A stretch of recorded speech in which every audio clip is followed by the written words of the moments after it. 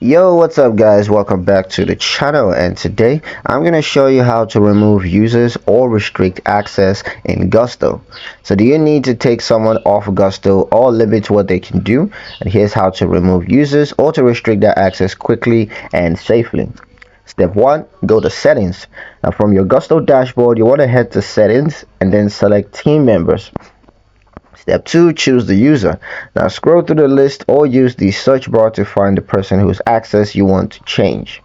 Step 3, edit or remove access. Now to restrict access, click their name and then scroll to the permission section and choose a more limited role like removing admin rights or assigning employees access only. To remove the user completely, you want to scroll down to the bottom of their profile and click remove from Gusto. If this option is available, you will be asked to confirm before finalizing. Step 4, save changes. Hit save, and once your updates are done, the user's access will be immediately reflected the changes.